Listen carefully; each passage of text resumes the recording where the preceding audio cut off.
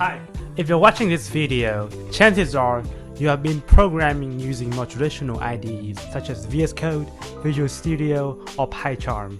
But what if I tell you there's a much better way, much more efficient way of programming without all the fancy UI, all the theming to distract you, all the buttons to click onto? Fun fact, you don't even need a mouse, just a keyboard. Now, if you are curious, let's get into it with how to program with just a keyboard using Vim. So let's start by installing Vim. If you have a Windows machine, go on to vim.org, download the executable, and install it. I know, it's a funky looking website. And if you have a Mac or a Linux machine, Vim is actually pre-installed on your systems already, so you're good to go. Once you have Vim installed, open the command line on Windows or terminal in Mac or Linux. Type in Vim and press enter. Just like that, Vim is ready for you to do some programming. Once you've had Vim open, let's learn about the layout. So firstly, you have the top portion, which is where your text or code will be displaying. At the bottom portion is where you will be using commands to edit, copy, cut text. One struggle with beginner is how to quit Vim. To do so, press :Q and press enter. That is how you exit Vim.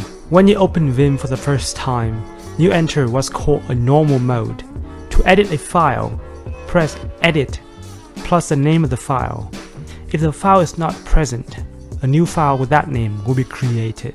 After this, press I and you will enter what's called insert mode. This way you can type in new text, delete text, just like any basic text editor. But if you want to delete, copy, or cut a large amount of text, you need to come back to normal mode. You do this by pressing escape. One note is that whenever you're lost and not sure what mode you are on, pressing escape will automatically get you back to normal mode. Now, in normal mode, you can use K and J to move up and down your cursor, and H and L for left and right. There are also commands such as DW to delete one word and DD to delete a whole line. And the fun part is, this command aspect of Vim means that you can learn a whole different programming language.